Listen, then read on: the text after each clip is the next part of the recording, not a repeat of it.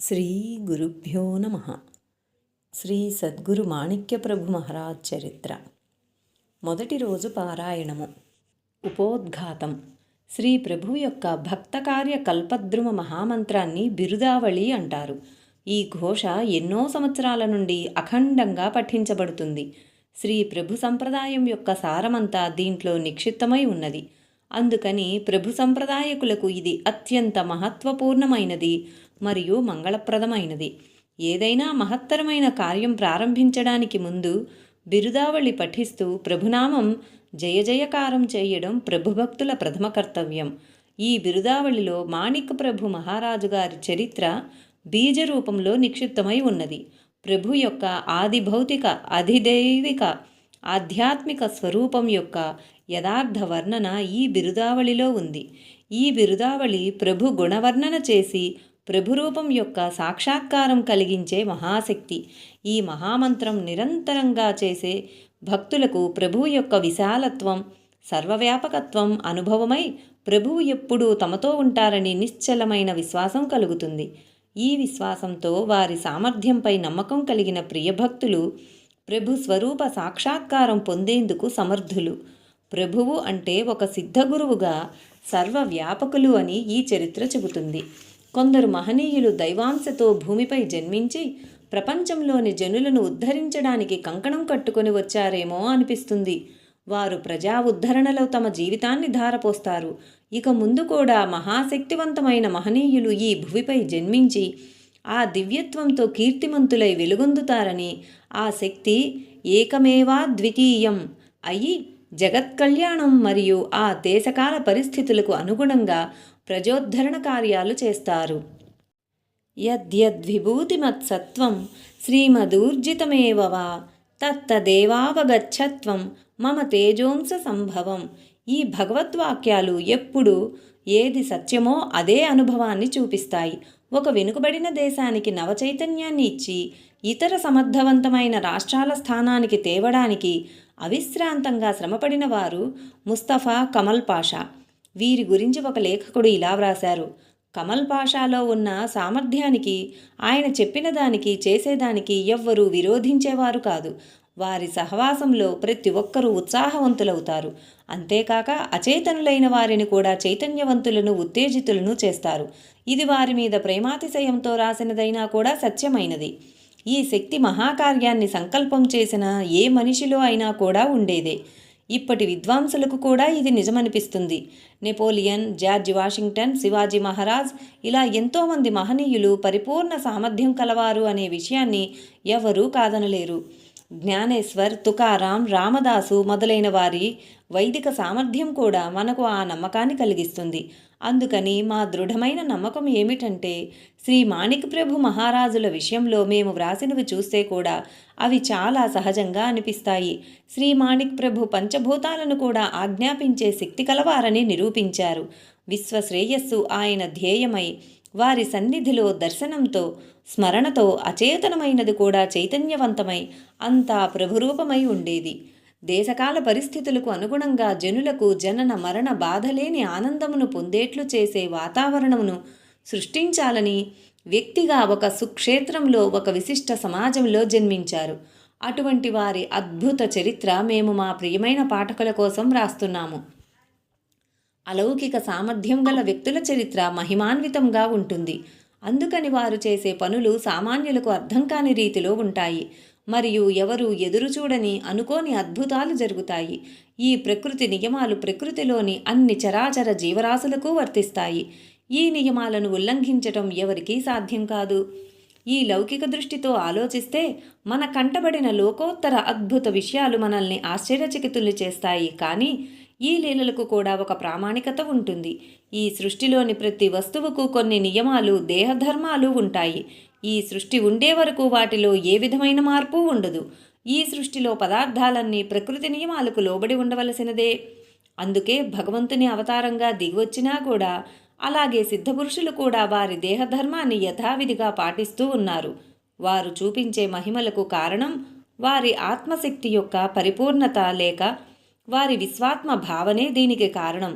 మాణిక్ ప్రభు చరిత్రలో మనం ఈ విషయాన్నే చూస్తాము.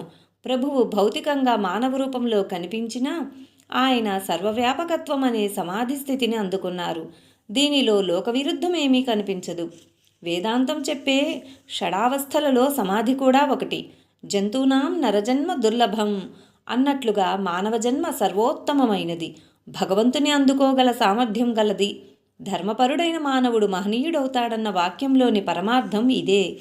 అనేక మంది మహనీయుల జీవిత చరిత్రల్లో మనకు ఈ విషయం కనిపిస్తూ ఉంటుంది. ఐశ్వర్యస్య సమగ్రస్య శౌర్యస్య యశసః శ్రియః జ్ఞానవైరాగ్యయోశ్చైవ షణ్ణాం భగ ఇతీరణ. సమగ్ర ఐశ్వర్యం, శౌర్యం, యశస్సు, లక్ష్మి, జ్ఞానం, వైరాగ్యం ఈ 6 లక్షణములు గల ఈశ్వరశక్తియే భగవంతుడని చెప్పబడుతుంది. నిర్గుణుడైన భగవంతుడు సగుణుడవుతాడు. ఈ 6 లక్షణములు పరిపూర్ణంగా గల మానవులు కూడా భగవదవతారులే అన్న విషయంలో ఏ మాత్రం సందేహం లేదు. ప్రభు చరిత్ర చదివిన వారికి ప్రభువు భగవంతుడని అర్థమైపోతుంది. ప్రభువు ఘటనాఘటన సమర్థులు. రాజులు సింహాసనాన్ని అధిష్ఠించే సమయంలో పాలకులు ఏ విధంగా పాలించాలో ఒక ప్రకటన చేస్తారు. చెప్పిన ప్రకారం నడుచుకునే బాధ్యత రాజుదే. ఆ ప్రకటన ప్రకారం పరిపాలించిన రాజు ఉత్తముడవుతాడు. లోక కళ్యాణమే రాజు కర్తవ్యం. రాజు మరియు ప్రజలు పరస్పరం కర్తవ్య బుద్ధితో నడుచుకుంటే అది రామరాజ్యమవుతుంది. ఆ విధంగా అధికారానికి పారమార్థికత లభిస్తుంది. ఆ పారమార్థిక ఔన్నత్యం అధికారానికి బయట ఉన్నది. సృష్టి జరిగిన తరువాత దాని పోషణ, దానిని ఉన్నత స్థాయిలోకి తీసుకెళ్లటం కోసం కృషి చేసేవారు సర్వశక్తిమంతులు, సర్వవ్యాపి అయిన ఈశ్వరుడే. ఇతరులెవ్వరికీ ఈ సత్తా ఉండదు. అతడే సార్వభౌముడు. ఎవరైనా ఈ పనిని చేయాలనుకున్నా చేయలేరు, సార్వభౌములు కాలేరు. ఎందుకంటే ఈశ్వరుని మించిన సార్వభౌములెవ్వరూ లేరు, ఇక ముందు ఉండరు. కానీ ఈశ్వర శక్తితో తాదాత్మ్యులైన వారు మాత్రమే శక్తిమంతులవుతారు. అటువంటి వారే ఇతరులకు ఆత్మజ్ఞానం ఇవ్వగలుగుతారు.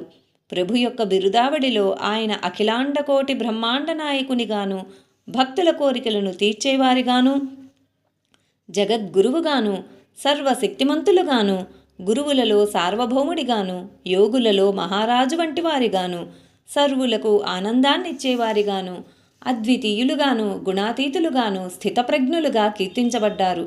జ్ఞానం, వైరాగ్యం, ఐశ్వర్యం మరియు ఔదార్యం కలిగి సర్వకాలాల్లోనూ విరాజిల్లే ప్రభువై ప్రపంచంలోని సర్వధర్మములను ఒకే తాటిపైకి తెచ్చి జగద్గురువై మాణిక్ ప్రభు పేరుతో వచ్చిన ప్రభువుకు సదా జయమగుగాక. ఈ మంగళాశాసనం మా ప్రియపాఠకులకు పరమ మంగళకరము కావలెనని ప్రభు చరణాల వద్ద ప్రార్థించి ఈ సచ్చరిత్రను మీకు అందిస్తున్నాము. మణిచూల పర్వతం. నిజాం సర్కార్లోని రాజ్యంలో గుల్బర్గా, కళ్యాణ్ మరియు బీదర్ ఈ 3 ఇతిహాస ప్రసిద్ధ క్షేత్రాల మధ్యలో గుల్బర్గాకు తూర్పు దిశలో ఉన్న కొండ ప్రాంతాన్ని దరిపట్టి అంటారు. గుల్బర్గా నుండి 60 కిలోమీటర్ల దూరంలో ఉన్న మాణిక్ నగరానికి పైన చెప్పిన 3 ప్రదేశాలు త్రికోణాకృతిలో ఉన్నాయి. ఈ ప్రదేశంలో మట్టి రంగు ఎర్రగా ఉండి నీరు సమృద్ధిగా, గాలి స్వచ్ఛంగా ఉంటుంది.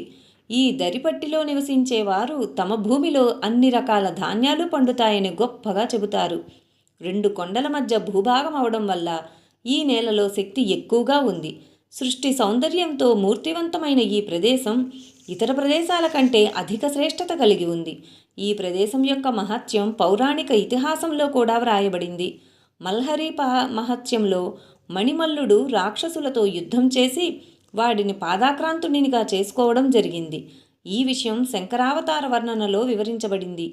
ఏ ప్రదేశంలో యుద్ధం జరిగిందో ఆ ప్రదేశం క్షేత్రస్థానమయ్యింది. అది మైలార్ క్షేత్రంగా ప్రసిద్ధమైనది. మైలార్ క్షేత్రానికి సంబంధించిన వివరాలు ముందు భాగంలో వ్రాయబడ్డాయి.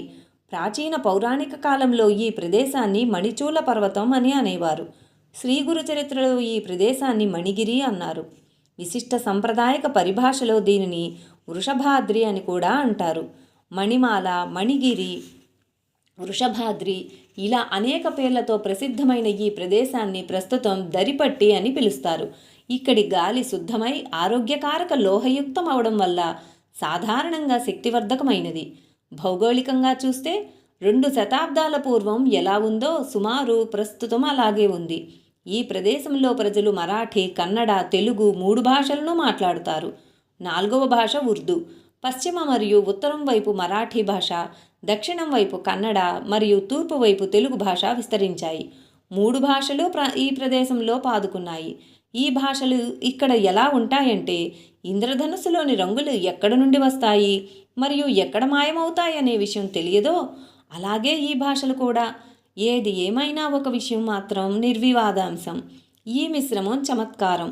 గంగా, యమున, సరస్వతి నదుల సంగమం ఏ ప్రదేశంలో జరిగిందో ఆ ప్రదేశాన్ని త్రివేణి సంగమం అంటారు. దానిని తీర్థరాజం అంటారు. ప్రయాగ క్షేత్రాన్ని మహత్వపూర్ణమైనదిగా గుర్తించడం ఈ త్రివేణి సంగమం వల్లనే. ఈ విధంగానే మణిచూల పర్వతం కూడా క్షేత్రరాజం అనడంలో సంశయం లేదు. ఆర్య సంస్కృతిలో నుండి ఉదయించిన 3 వాక్, సరిత, మాధురి ఈ క్షేత్రంలో సంగమవుతాయి. ఈ విషయం మహత్వపూర్వమైనది. ఈ విశిష్ట భూభాగం ప్రత్యేక ఋతువులో తమ స్వభావాన్ని చూపిస్తూ ఎల్లప్పుడూ ఉల్లాసాన్ని కలిగిస్తుంది. ఈ ప్రదేశంలోని భూభాగం రక్తవర్ణమైనదని ఇంతకు ముందు చెప్పడం జరిగింది. పౌరాణిక కాలంలో జరిగిన కథలో ఖండేరాయుడు, మణిమల్లుడు వారి సైనికులు యుద్ధం చేయడం వల్ల ఆ సమయంలో పడిన రాక్షసుల రక్తం మట్టిలో కలిసి నేల ఎర్రగా ఉండిపోయింది అంటారు. ఈ విషయం నిజమో కాదో చర్చించడం వల్ల ప్రయోజనం లేదు. ప్రస్తుతం కూడా భూమి వర్ణం ఎర్రగా ఉందన్న విషయం మాత్రం నిజం. ప్రేమ యొక్క వర్ణం తామ్రం. అందువల్ల ఆ రంగు సౌభాగ్యకారకంగా గుర్తింపబడుతుంది. స్త్రీల సౌభాగ్యకారక చిహ్నం కుంకుమ. అది ఎర్రగా ఉంటుంది. భూదేవి ప్రభువుపై అనురక్తి అయి వారిని స్వాగతించాలనే ఆతృతతో దివ్య వస్త్రాభరణాలతో సౌభాగ్యకారక కుంకుమ ధరించి ఆనందంతో తయారై కూర్చున్నది అంటే సరిగ్గా సరిపోతుంది. భూమి రుధిరప్రియ అయి రక్త ప్రశాసనంతో ఎర్రగా అయ్యింది అంటే భూమి భయానక రూపం కళ్ళ ముందు కనిపిస్తుంది. తామ్రవర్ణం భయానకమైనది అనేవారు విదేశీయులు. మణిచూల పర్వతం అనేక మంది రత్నాలు జన్మించిన పావన భూమి. ఈ ప్రదేశంలో ప్రాచీన కాలం నుండి అనేక తేజోమయమైన రత్నాలు ఉద్భవించి తమ కీర్తిని అజరామరం చేశారు. ప్రసిద్ధ స్మృతికారులు విజ్ఞానేశ్వరులు ఈ భూభాగంలోనే జన్మించారు.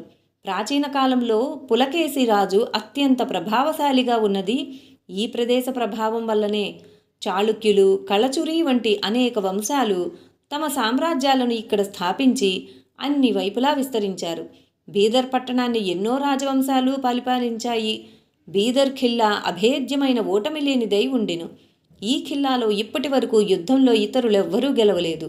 ఈ దరిపట్టిపై చంద్రసేన జాధవ్ పుత్రులు రామచంద్ర జాధవ్ యొక్క పరిపాలనా కాలం కీర్తి ఇప్పటికీ ఉంది. ఇప్పటి హుమనాబాద్ పట్టణాన్ని పూర్వం జయసింగ్ పేట్ అనేవారు. చరిత్రకారులైన విజ్ఞానేశ్వరుల వలనే లింగాయత్ ధర్మం యొక్క ప్రథమ ప్రవర్తకులు బసవేశ్వరుల అభ్యుదయం ఈ ప్రదేశంలోనే జరిగింది. కళ్యాణ్ బిజ్జల్ రాజు యొక్క అమాత్యులైన బసవేశ్వరులు శివభక్తులు, కీర్తివంతులు, ప్రభావశాలురై ఉండిరని వారి చరిత్ర వల్ల తెలుస్తుంది. బసవేశ్వరులు నందికేశ్వరుల అవతారమనే లింగాయతుల భావన నిజం. మణిచూల పర్వతంలోని ఈ భాగానికి వృషభాద్రి అనే పేరు రావడానికి కారణం బసవేశ్వరులకు ప్రియమైనదై ఆకృతిలో వృషభం వలె భక్తులకు అనిపించడం వల్ల ఆ పేరు వచ్చింది. ప్రాచీన కాలంలోని సత్పురుషులు సదానందుల వారి శిష్యుడు పూర్ణానందులు లోకోత్తర రత్నాలలో ఎన్నదగినవారు. శివరామస్వామి కీర్తి సర్వత్రా వినిపించేది. వీరు సమర్థ రామదాసు 5 శిష్యులలో ఒకరు. వీరి నివాసం కళ్యాణ్. తరువాత ఈ ప్రదేశంలో చాలామంది సత్పురుషులు జన్మించారు. అల్లం ప్రభు, బక్క ప్రభు అనే పేరు గలవారు లింగాయతుల్లో సత్పురుషులుగా పేరెన్నిక కన్నారు. వీరందరి చరిత్ర వ్రాయడం కష్టతరమైనది. సందర్భానుసారం కథలో వచ్చినప్పుడు వ్రాయడం జరుగుతుంది. 19వ శతాబ్ద ప్రథమ భాగంలో అవతరించిన రత్నాలలో శ్రేష్టమైన రత్నం మాణిక్ మాత్రమే. మాణిక్ ప్రభువుకు పెట్టిన పేరు మాణిక్ అయినా కూడా వారి నాయనమ్మ, తల్లిదండ్రులు రత్న అని ముద్దుగా పిలిచేవారు. వీరు మణిమాల లేదా మణిగిరి ప్రదేశం తమ జన్మ కోసం, బాలలీలల కోసం, అవతారం తీసుకోవడం కోసం మరియు సంప్రదాయ స్థాపన కోసం ఇష్టంతో ఎందుకు ఎన్నుకున్నారంటే సృష్టి నియమాలు అనుసరించాలని సంకల్పించుకున్నారు. విశిష్ట కారణంతో అవతారం ధరించిన ప్రభువుకు మణిచూల పర్వత భూమి ప్రియంగా కనిపించింది.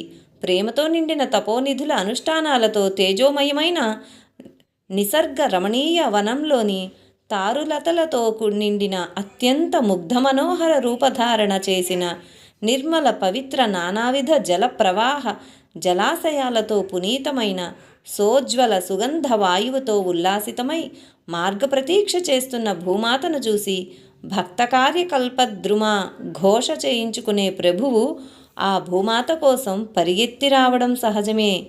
మాణిక్ అనేది వ్యవహారంలో ఒక రత్నం యొక్క పేరని అందరికీ తెలుసు. ఈ రత్నం యొక్క రంగు కూడా ఎర్రగా ఉంటుంది. ఎర్ర రంగు పవిత్రమైనది. ఈ అద్వితీయ రత్నం విశ్వం యొక్క ఎర్ర రంగు సృష్టి అంతం వరకు ఇలాగే తేజోవంతంగా ఉంటుందనడం నిస్సంశయం.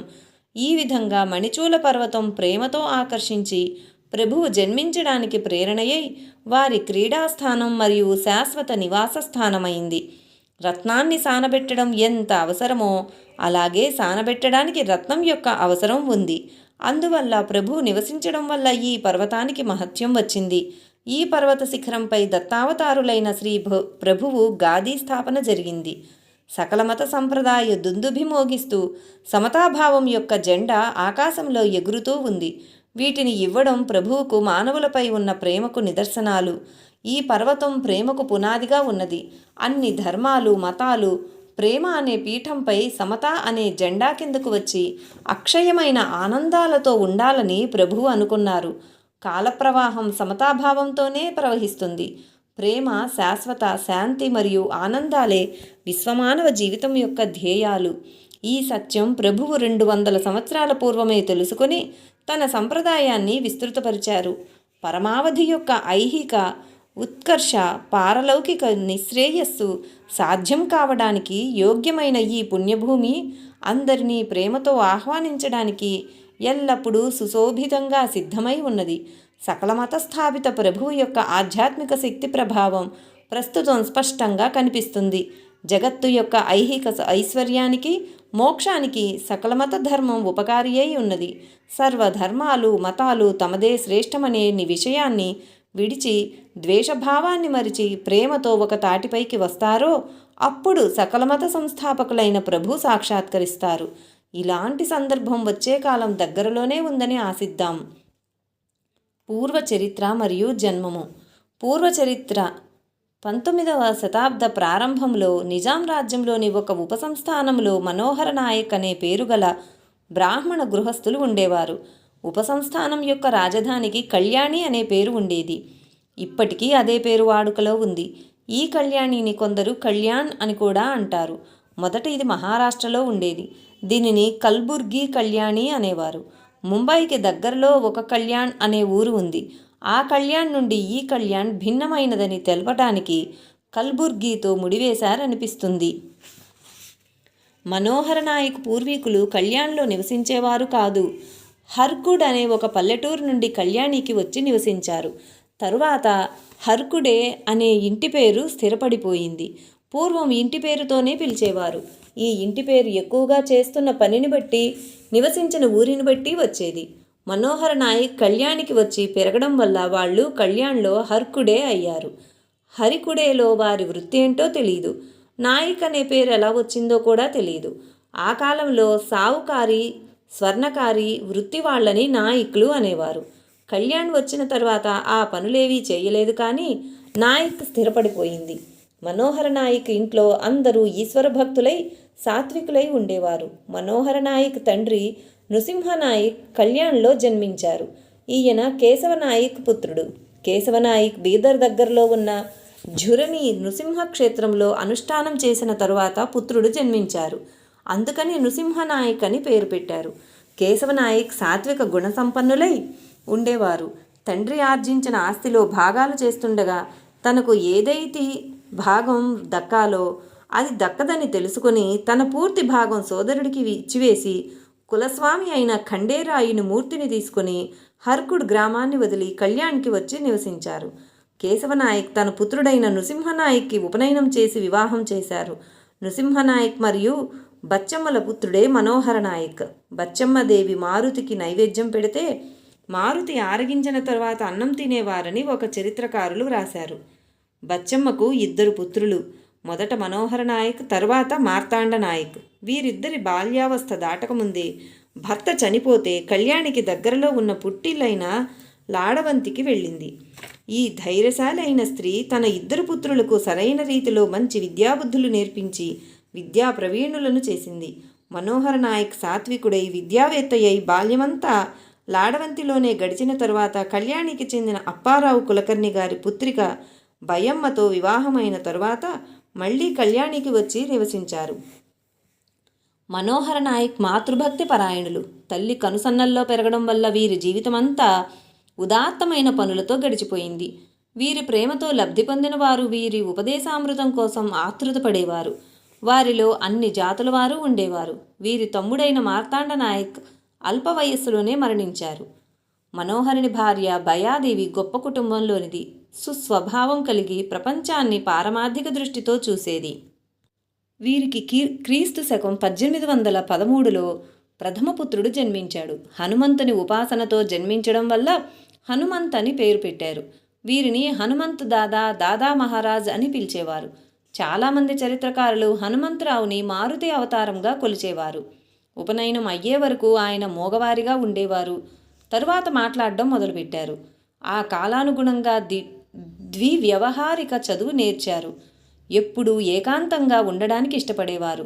మనోహర్ నాయక్ కుటుంబానికి వారు చేసిన అనుష్ఠానానికి ఫలం దొరికే ఆ సమయం ఆసన్నమైందని అర్థమై అంతఃకరణతో ఉన్నతమైన మనోవృత్తితో పారమార్థిక సంపాదన చేయాలనే తపన ఆ దంపతులకు ఉండేది. వంశం యొక్క, దేశం యొక్క, ధర్మం యొక్క లోక కళ్యాణం చేసే కొడుకు కావాలని ఏ తల్లికి ఉండదు? కొంతమంది చరిత్రకారులు సర్వసంపన్నుడైన పుత్రుడు కావాలని భయమ్మ గోమూత్రంతో రొట్టెలు చేసుకొని తినే వ్రతం చేసిందని వ్రాశారు.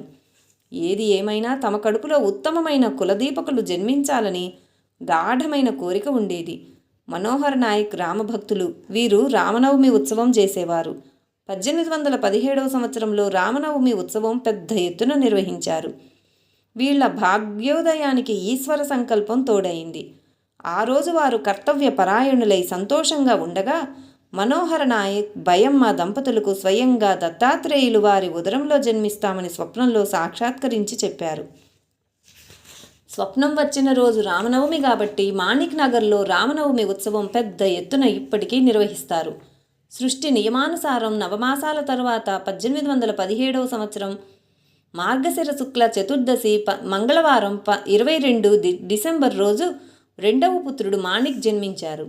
ఈ పుత్రుని జన్మతో మనోహర్ నాయక్ల కుల, దేశ, ధర్మ మరియు జగత్తు యొక్క ఉద్ధరణ ఎలా జరిగిందో ఈ చరిత్ర ద్వారా తెలుస్తుంది.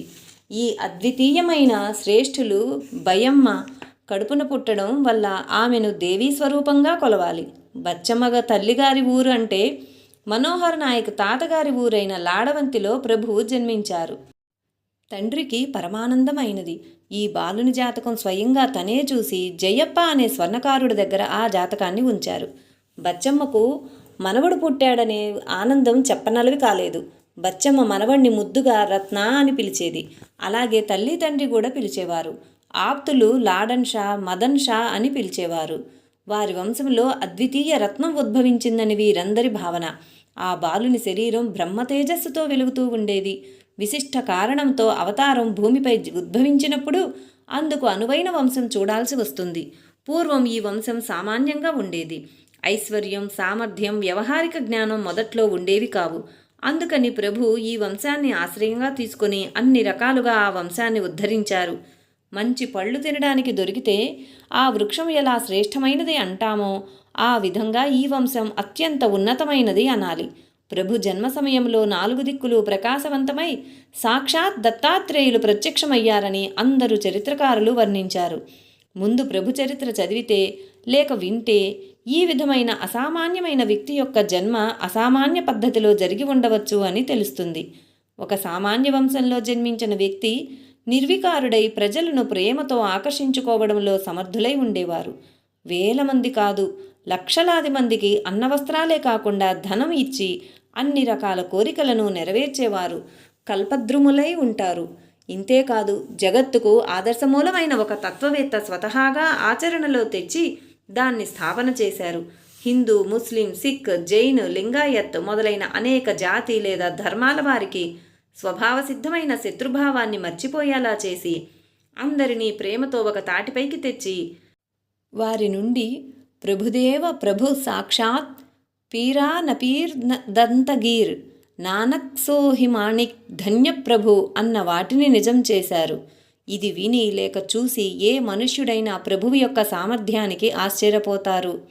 లోకోద్ధరణ కోసం అవతరించిన వారి స్వభావం పువ్వు పుట్టగానే పరిమళిస్తుందన్నట్లు ఊయల్లో ఉన్నప్పుడే వారి తత్వం తెలుస్తుంది అనడం అవాస్తవికత అనిపించుకోదు. ప్రభువు యొక్క మహిమ కుమారదశ నుండే అగుపించేది. ఈ విషయం చదువరులకు ముందు పేజీలలో తెలుస్తుంది. మాణిక్ ప్రభు జన్మతో ఇంటివారంతా సంతోషభరితులయ్యారు. తల్లిదండ్రులకు తమ రక్తం పంచుకొని పుట్టాడని చాలా ఆనందమైంది. ప్రకృతి కూడా పులకించింది. వాతావరణమంతా దివ్యమైన సంతోషంతో నిండిపోయింది. మాసానాం మార్గశీర్షోహం అని గీతావాక్యం. 12 మాసాలలో మార్గశిర మాసం శ్రేష్టమైనదని అర్థం. ఈశ్వరనామ సంవత్సర మార్గశిర మాసం శుక్ల చతుర్దశి చంద్రుడు రోహిణీ నక్షత్రంలో ఉన్న రాత్రి ప్రభు జన్మించారు. ఆ సంవత్సరంలో మంచి వర్షాలు పడడం వల్ల భూమి సస్యశ్యామలమైంది. నదులు, కాలువలు, బావుల్లో నీరు ఉండటం వల్ల పశువులు, పక్షులు, మనుష్యులు సుఖంగా ఉండేవారు.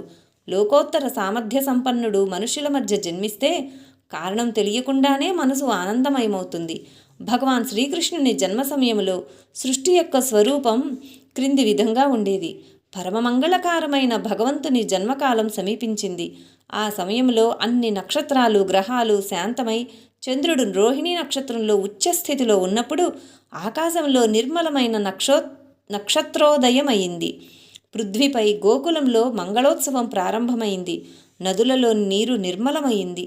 చెరువుల్లో కమలాలు వికసించి వింత శోభ కనిపించింది. వనంలోని పుష్పాలు, పక్షులు, ప్రాణులు భ్రమరనాదం చేయసాగాయి. పవిత్రమైన సుగంధం వ్యాపించి ఆ మనోహర స్పర్శతో స్వచ్ఛమైన గాలి వ్యాపించింది. బ్రాహ్మణుల అగ్ని ప్రశాంతంగా ప్రజ్వలించి జన్మమే లేని భగవాన్ జన్మించేటప్పుడు స్వర్గంలో దుందుభి మోగసాగింది. ఈ వర్ణన ప్రభు జన్మ సమయానికి కూడా వర్తిస్తుంది. చాలా వరకు అందరూ చరిత్రకారులు ఈ విధంగానే వర్ణించారు. ఆ తరువాత మనోహర నాయక్కి 3వ పుత్రుడు సర్వజిత్ నామ సంవత్సర పుష్యశుక్ల త్రయోదశి సోమవారం జన్మించారు. నృసింహ అని పేరు పెట్టారు. బచ్చమ్మ వృద్ధాప్యంతో మరణించగానే కొద్ది కాలానికి మనోహర నాయక్ కూడా కాలం చేశారు. భయాదేవి తన 3 పుత్రులతో కళ్యాణ్లో నివసించేవారు. భయాదేవి అన్నగారి సహాయమే చాలా అండగా ఉండేది. ప్రభువు బాల్యం చాలా వరకు కళ్యాణ్లోనే గడిచింది. 3 పుత్రులతో పాటు మనోహర్ నాయక్కి చిమనాబాయి అనే పేరు గల కుమార్తె ఉండేది. కళ్యాణి నగర చరిత్ర మరియు ఇప్పటి కళ్యాణి.